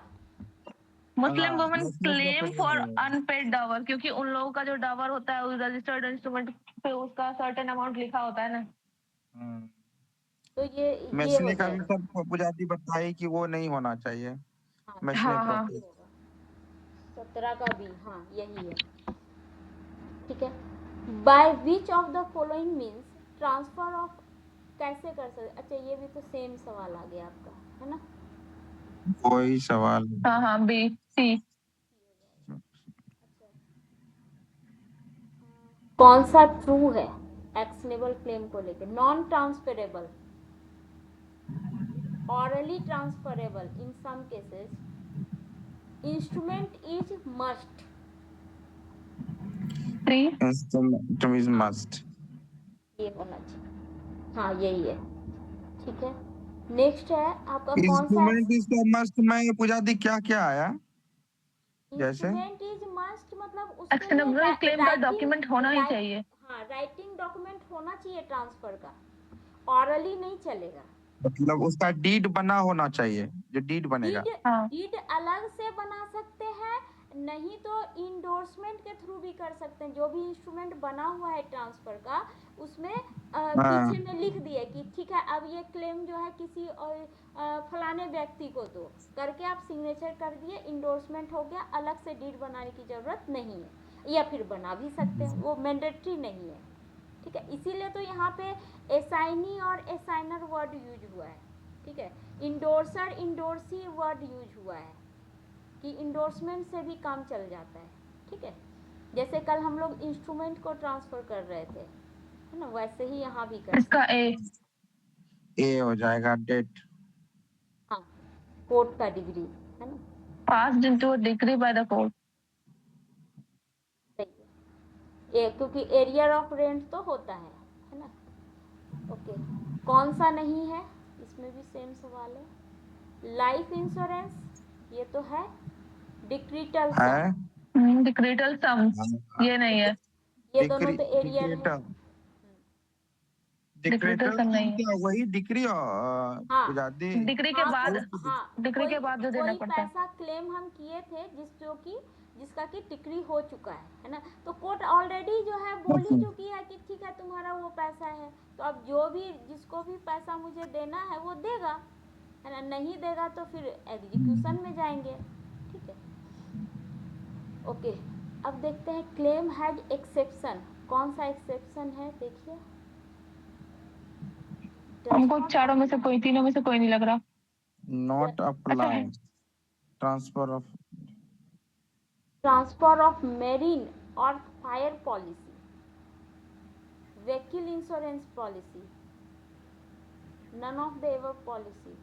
एक ये देखना यहाँ पड़ेगा पे इंश्योरेंस मैरीन और पॉलिसी। फायर होगा मैरिन देखिए ना, मैरिन क्या है। हाँ मैरीने वाला हमको डाउट लगा। मैरीन तो 22 किसी का में तो डी था है। मैरीन और फायर का। अच्छा, फायर पॉलिसी का मतलब यही है ना कि आग वाग कहीं लग जाए तो हाँ उस हाँ, आग उस लगा जगह पे लगता है। ये और डी वो है आपका, समुद्री क्षेत्र में मैरीन था। नन ऑफ द एबव है। ठीक है, हम्म। ये सारे ही एक्शनेबल क्लेम में आ जाएंगे। ओके,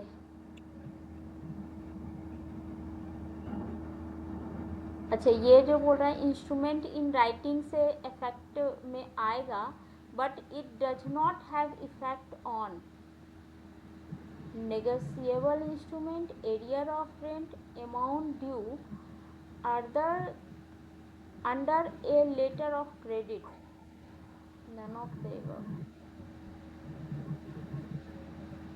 negotiable instrument, अच्छा negotiable instrument का ट्रांसफर तो वो एनआई एक्ट के थ्रू होगा ना, नहीं, ये वाला आंसर है। इतने बोल रहा है, does not have instrument in effect written on but does actionable not effect on, negotiable instrument. हाँ क्योंकि ये तो इफेक्ट टीपी एक्ट में है। ये आपका एनआई एक्ट से होगा ना। ओके हाँ तो क्वेश्चन डज नॉट बोल रहा है ना, हाँ तो अगर बोलता कि कौन से वाले में है तो टीपी एक्ट उस जगह पे होता। ये केस के बारे में बोल रहा है, किससे रिलेटेड है। 724 का ए है, ये एक्शनेबल क्लेम का ही है। भारत निधि लिमिटेड वर्सेस तख्तमा।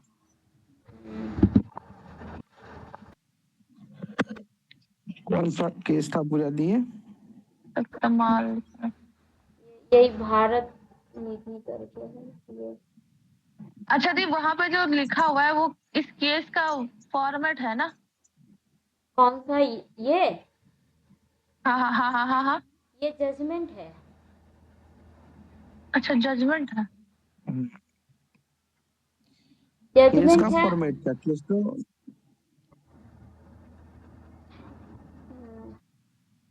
ये कोई समरी वाला रहे ना, थोड़ा सा बता दे कि हाँ इसमें ये छोड़िए ना, होगा। हटाइए दूसरा देखें।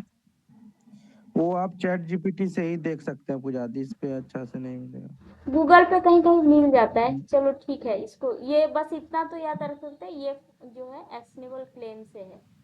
ठीक है, अब ज्यादा क्वेश्चन नहीं है, नॉट इतना दूर आ बता रहा है। चुके। Okay, where a decree provides for future decree, it is not actionable claim. ठीक है, इट वाज डिसाइडेड इसका नहीं इन पता विच क्या नहीं है, केस तो पढ़े ही नहीं है तो। बोल क्या रहा है, where a decree provides for a future decree, it is not actionable claim.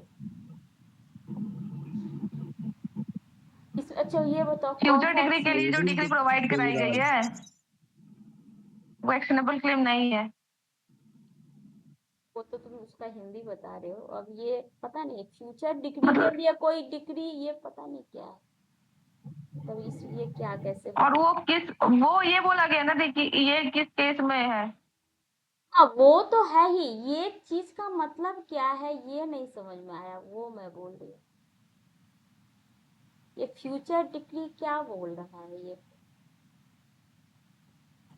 अच्छा ये देखो कौन सा एक्शनेबल क्लेम नहीं है, लॉटरी टिकट या beneficial interest in movable which is अच्छा क्लेमेंट के पोजीशन में है, ये तो गड़बड़ हो गया है ना, उसके पोजीशन में नहीं होना चाहिए था।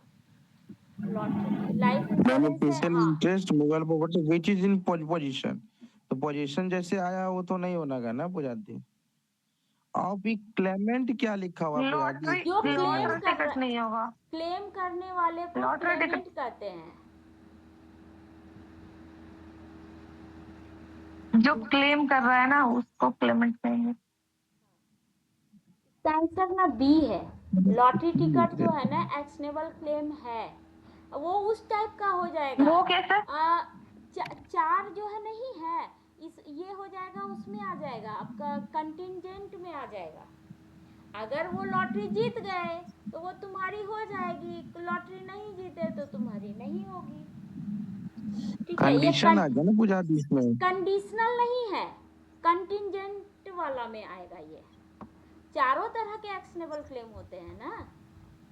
इसमें कॉन्टिजेंट वाला ये कह रहा है कि आप कंडीशन अगर फुलफिल करते हो तब वो आपको पैसे मिलेंगे। हाँ तो यानी लॉटरी जीतोगी तो पैसे मिलेंगे, और लॉटरी नहीं जीतोगी तो मिलेंगे, पैसे नहीं हाँ। मिलेंगे। ये कंटिंजेंट वाला का मस्त उदाहरण है वो lottery ticket. May be may not be, यही वाला सिचुएशन है। हाँ इसमें है कि मिलना ही है पैसा, बस मिलेगा कब, तो जब जो है कंडीशन फुलफिल होगा। ठीक है, यही डिफरेंस था इसमें कंडीशनल और कंटिंजेंट में। तो कंटिंजेंट को ना ये लॉटरी टिकट से हम अच्छे से समझ सकते हैं। ठीक है, अच्छा ये कॉन्टिजेंसी का हिंदी क्या होता पूजा दी एक बार? समाश्रित होता एग्जैक्ट है ना, Hindi meaning? समाश्रित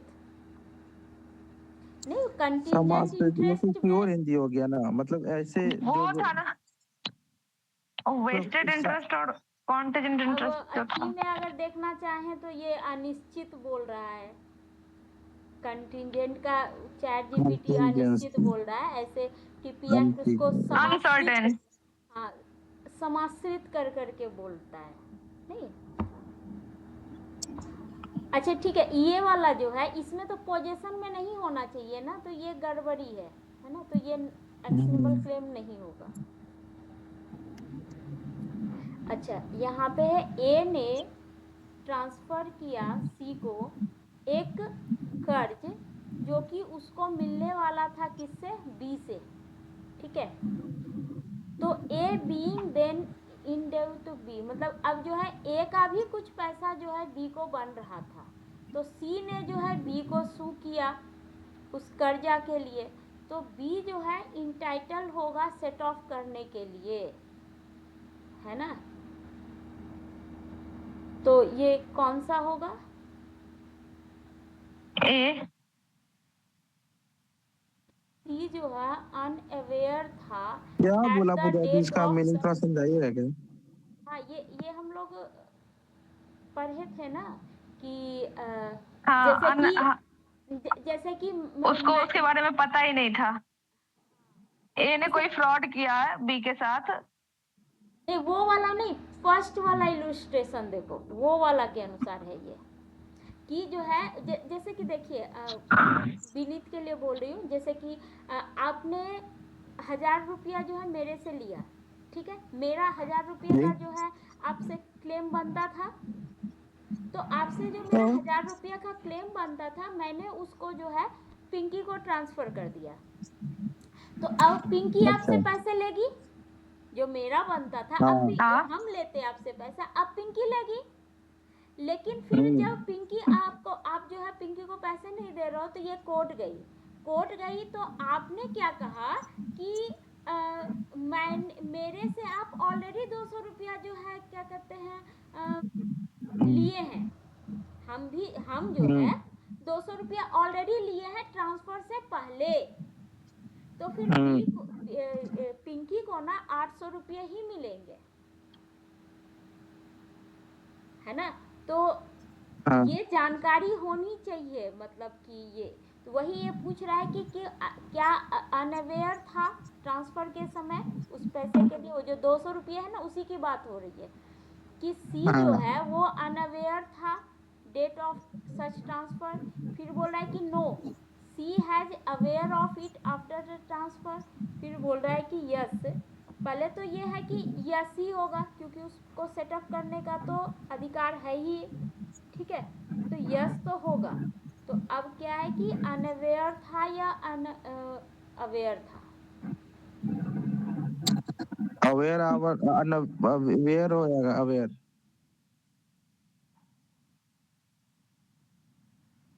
Gauge B is entitled to set off the debt due by A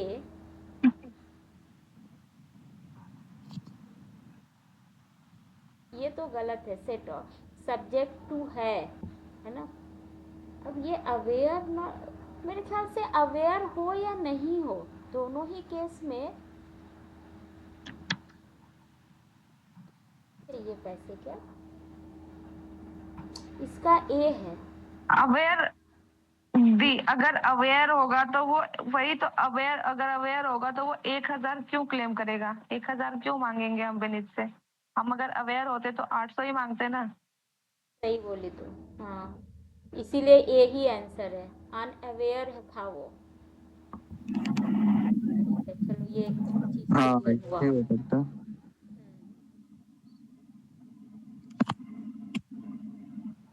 actionable claim का मतलब क्या है, अनसिक्योर्ड डेट या फिर कोई इंटरेस्ट जो कि पोजेशन में नहीं है और जिसको कि कोर्ट एक सफिशिएंट ग्राउंड रिलीफ के लिए मानता है, ठीक है, बोथ, हाँ। अच्छा, एक्शनेबल क्लेम कौन सा है, फ्यूचर डिक्री, कॉपीराइट, मेसने प्रॉफिट या एरियर ऑफ, नहीं, एरियर ऑफ रेंट, और ये सब तो नहीं है, ठीक नहीं है। इसमें एरियर ऑफ इंटरेस्ट भी आ जाएगा पूजा दी, एरियाज ऑफ इंटरेस्ट है ना, बेनिफिशियल इंटरेस्ट तो बोल ही रहा है ना, लेकिन बेनिफिशियल इंटरेस्ट में वही बोल रहा है ना कि उसके पोजीशन में नहीं होना चाहिए। हाँ, कुछ इंटरेस्ट मेरा बैंक के पास था और उसको हाँ, वो नहीं दे रहा, जैसे एफडी का था एफडी, ना उसी में। हाँ एफडी आपका जो है वो एक्शनेबल क्लेम में है। इंश्योरेंस का पॉलिसी उसी का का पैसा, इंटरेस्ट है, हाँ उसी इंश्योरेंस का इंटरेस्ट है, एफडी का इंटरेस्ट तो वो भी उसी में आ जाएगा ना। आ जाना चाहिए। एफडी है तो उसका इंटरेस्ट भी तो उसी का पार्ट है ना, तो वो भी एक्शनेबल क्लेम में आएगा। मान लीजिए मंथली मैंने इंटरेस्ट के लिए दे रखा है, वो मंथली इंटरेस्ट मेरे को नहीं दे रहा है, तो हम एक्शनेबल क्लेम तो मेरा बनेगा ही। डिफिनिट सम है वो। A owes money to B who transferred the debt to C, ठीक है।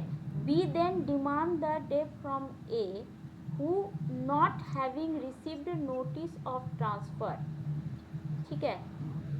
Page B, the payment is, उसने ना B को ट्रांसफर जो है दे दिया, B तो ट्रांसफर कर दिया था ना, तो उसको पता था नहीं इस बात का कि उसने ट्रांसफर कर दिया है, तो पैसे ना उसने ट्रांसफरर को ही दे दिया, जबकि पैसा तो ट्रांसफर ही का बनता है, ठीक है। लेकिन उसने बी ट्रांसफरर को दे दिया, तो ये क्या होगा, ये पेमेंट वॉइड होगा, वॉइडेबल होगा या वैलिड है?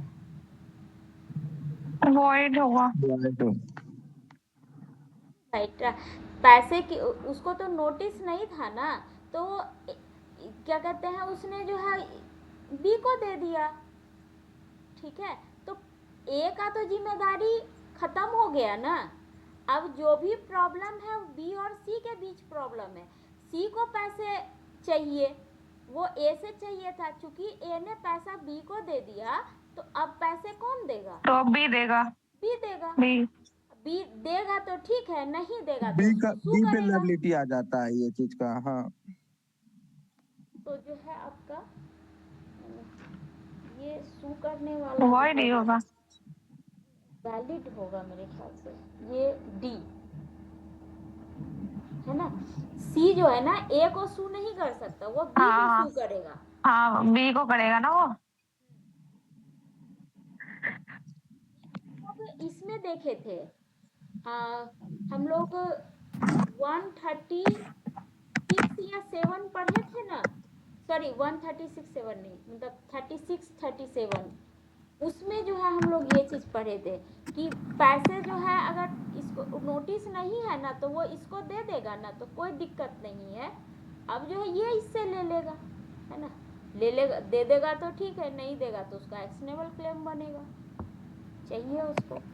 ओके, सी एक्शनेबल क्लेम, हाँ ये जो है सिक्योर किया हुआ है, अच्छा हाँ ठीक है। अदर देन दिस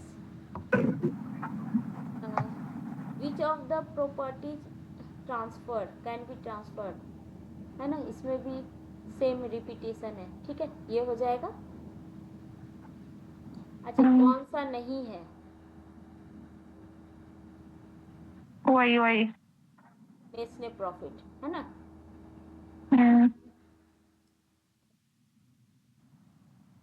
है कि कौन सा एक्शनेबल क्लेम है? Share, decrease, arrear of rent और ब्रीच ऑफ कॉन्ट्रैक्ट से जो एक्शनेबल क्लेम डैमेज है हो। यही ना, ब्रीच ऑफ 1 कॉन्ट्रैक्ट तो हुआ नहीं। ये नहीं है। एक और दो तो है। एक शेयर दो ऑफ कहाँ से है, पार्टनरशिप, डिक्री हाँ कहाँ ये से है। है जो? नहीं और नहीं, सी ए सी ए सी और होगा ना, 3 है, क्लेम रेंट अरे एरियर ये रेंट। दोनों है एक और 3, डी होगा आंसर। ट्रांसफेरी जो है लाइबिलिटीज, ये तो सीधा बेयर एक्ट के ही ये पे है, क्या हो जाएगा? At the date of transfer, before, या 15 दिन बाद, या 15 दिन पहले, at the date of transfer. ये हो जाएगा। The term actionable claim does not include, इसमें क्या नहीं है? Arrear of rent, share, right to proceed of business, और एक debt secure by mortgage. Proceed of business. See proceed of यही होना चाहिए, क्योंकि और ए बी और डी के लिए तो हम लोग बाकी के तीनों तो है ही।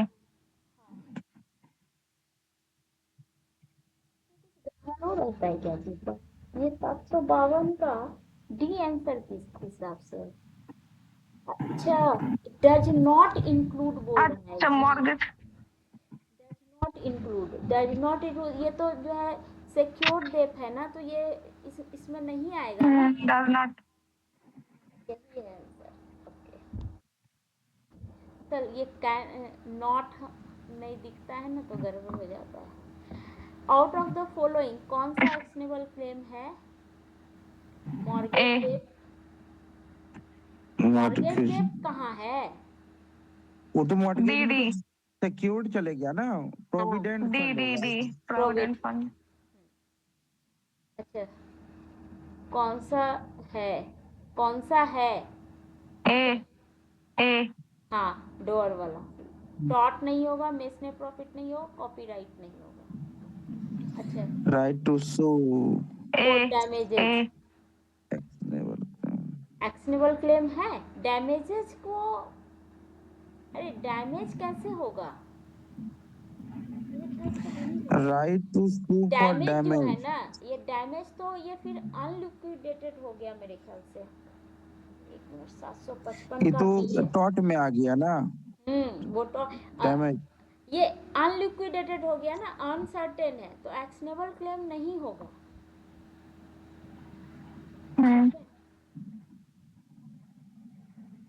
तो ये कौन सा करेक्टली मैच्ड है? अच्छा, मेसने प्रॉफिट एक्शनेबल क्लेम होगा? नहीं होगा। नो नहीं, claim of claim of Muslim Muslim. Actionable wife और यस अनपेड डोनर, ये हो जाएगा। सही है। अनसिक्योर्ड डेट में क्लेम कर सकते हैं, सही है। है ना। और ये यानी कि 2 नंबर 3 नंबर, उसके बाद देखो profit under a sale of. Goods contract claim. अरे रे, ये थोड़ा ये सा ना भी ये है। हो गया है। देखो, profit under a sale of goods contract. ये तो पढ़ाई थे ना, ये भी था ना बुझाती उसमें। Profit under the sale, loss जो था 2 3 4। 2 3 4, हाँ यही हो सकता है। ए 2 होना और 3 चाहिए। है। 2 और 3 तो पक्का है, तो फिर एक तो 4 है भी। नहीं, तो 4 ही होगा। ये वाला नहीं समझ में आ रहा है। एक्शनेबल गुड्स कॉन्ट्रैक्ट क्लेम, ये इसमें ये है क्या? गुड्स का जो कॉन्ट्रैक्ट होता है। अरे ये थोड़ा लिखने में उसमें गलती हो गया है। ये है profit under a sale of goods contract. ये एक्शनेबल क्लेम है क्या? ये वर्ड जो है ना, गुड्स कॉन्ट्रैक्ट, अच्छा यहाँ अच्छा, पे रखो। ठीक है। एक और एक एग्जांपल जो दिए थे उसी पे ये जा रहा है। अभी एक एग्जांपल जो दिए थे पुजाती लास्ट में। हाँ, कॉन्ट्रैक्ट के अंतर्गत जो है वो है। ओके, अच्छा 2 ही बचा है, खत्म हो गया। ओके, ए जो है बी। अच्छा, ये तो सेम सवाल है, ऊपर में ही जो था, है ना, वो वाला कि नहीं डिफरेंट बिना है, देखिए ना। नोटिस के, Who बिना not having notice received notice of the नहीं transfer दिया as था, उसमें जो है described in section 131। ट्रांसफेरर को ही पैसे दे दिया, है ना, तो इस केस में पेमेंट क्या होगा? लीगल है, इलीगल है, इनफोर्सिएबल है, नॉट इनफोर्सिएबल है। वहां हम लोग देखे थे ना, वैलिड था। तो उस हिसाब से इनफोर्सेबल होना चाहिए। हाँ, इनफोर्सिएबल है ना। वो पैसे जो है वो पैसे दे दिया है, तो इनफोर्सिएबल इन द सेंस ये है कि सी को अब पैसे बी देगा। अच्छा, कौन सा एक्शनेबल क्लेम नहीं है? हाँ, ये तो ये कौन सा है? कॉपीराइट। कॉपीराइट। हाँ, इस टाइम से एमसीक्यू भी खत्म हुआ।